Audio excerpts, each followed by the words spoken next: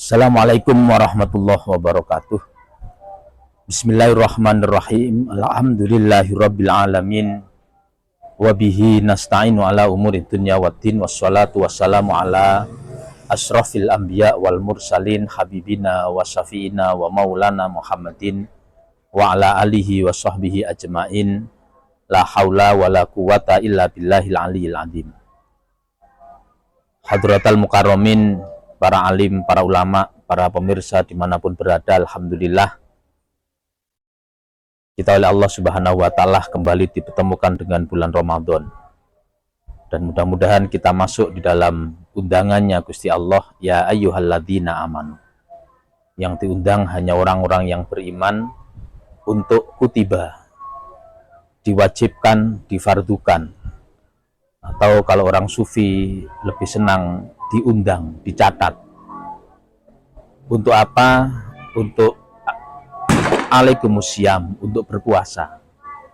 Kenapa puasa? Karena puasa inilah sebagai bentuk servis rutin dari Allah Subhanahu wa Ta'ala. Karena dalam 1 tahun penuh, hamba ciptaan makhluk Allah yang paling disayang dan paling bagus fi ahsanit takwim ini tidak dibiarkan begitu saja setelah setahun penuh dipergunakannya. Maka satu bulan khusus ini, yakni bulan Ramadan, kita diservis oleh Allah Subhanahu wa Ta'ala agar kemudian 11 bulan kemudian kita menjadi semakin lebih baik, dan tujuannya adalah la'allakum tattaqun. Akar permasalahan yang muncul di kehidupan kita, di dalam diri kita, adalah seringkali kita kemudian tidak sadar akan posisi kita, tidak sadar akan peran kita. Seseorang bermasalah di dalam rumah tangga, seringkali orang itu kemudian tidak sadar bahwa dia sedang sebagai suami, bukan sebagai seorang pimpinan di kantor. Seringkali kemudian di kantor juga menjadi bermasalah ketika dia tidak sadar bahwa sebenarnya dia sedang menjadi karyawan, bukan sebagai seorang ayah. Seringkali kemudian seorang pejabat juga bermasalah di kampungnya karena merasa dia sebagai seorang gubernur, padahal dia adalah sebagai warga yang juga memiliki tetangga, yang juga menjadi bagian dari warga yang ada ketua RT di dalamnya. Inilah kemudian puasa ini kita oleh Allah Subhanahu wa Ta'ala diajak untuk kembali menyadari posisi ini. Sebagaimana Syekh Utsman di dalam kitabnya Durratus Nasihin menyebutkan kenapa kita disuruh berpuasa. Karena kita diberikan 2 kelebihan yang tidak diberikan kepada makhluk yang lain.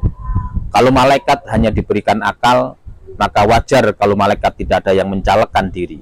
Wajar kalau malaikat tidak ada yang ingin menjadi direktur. Wajar kalau malaikat kemudian tidak menjadi dinamis karena hanya memiliki akal. Tetapi hewan diberikan nafsu saja, maka wajar kalau kemudian hewan itu ketika melihat ada rumput hijau tetangganya, dia akan segera datang dan kemudian menyantapnya tanpa berpikir iki dek sopo. Tetapi manusia diberikan dua-duanya, ada akal dan ada nafsu. Ketika akal mau diberikan kepada manusia, akal ditanya, man anta wa man ana. Akal dengan tawaduk menjawab, anta robbi wa an abduka. Engkau Tuhanku ya Allah dan aku hambamu. Tapi ketika nafsu ditanya, man anta wa man ana, nafsu menjawab, anta, ana, elu, gue. Posisi angkuh, posisi tidak sadar inilah yang kemudian menjadikan merasa bahwa nafsu ini tidak layak untuk kemudian ditaruh kepada makhluk ciptaan kesayangannya yang berupa manusia. Maka nafsu itu kemudian ditreatment oleh Allah dengan cara disiksa, dengan cara dimasukkan di dalam neraka. Di dalam kitab Durratun Nasihin itu sebutkan selama 1000 tahun. Setelah itu kemudian nafsu ditanya kembali, man anta wa man ana, dan nafsu kembali menjawab, anta, ana. Dilanjutkan kemudian disiksa dengan model yang lain dan tetap saja menjawab. Tapi ketika kemudian diberikan puasa, ditreatment dengan puasa, maka nafsu baru menjawab, anta robbi wa an abduka. Baru sadar akan posisinya. Seorang santri ketika dulu dia menjadi santri, dia begitu tawaduk kepada gurunya. Tetapi ketika pulang, dia kemudian menjadi seseorang yang kenamaan, dia menjadi tokoh masyarakat, atau kemudian bahkan dia menjadi public figure di tempatnya. Kadang-kadang dia tidak lagi tawaduk kepada gurunya. Kenapa? Ada split personality, ada sebuah permasalahan di jiwanya yang ini bisa disembuhkan dengan puasa. Dalam Al-Quran disebutkan lahum qulubun, mereka memiliki hati tetapi dia tidak merasakan dengan hati itu. Lahum a'yunun, dia memiliki mata tetapi la yubsiruna, dia tidak mampu memandang dengan jernih dengan matanya itu. Lahum adhanun, dia memiliki telinga tapi la yasma'una, tidak mampu mendengarkan keluh kesah dan seterusnya di sekitarnya, karena mereka sedang buta. Kal an'am, kata Al-Quran, seperti binatang yang nafsunya yang dipertonjolkan. Bahkan disebut dalam Al-Quran adol, lebih tersesat daripada binatang itu.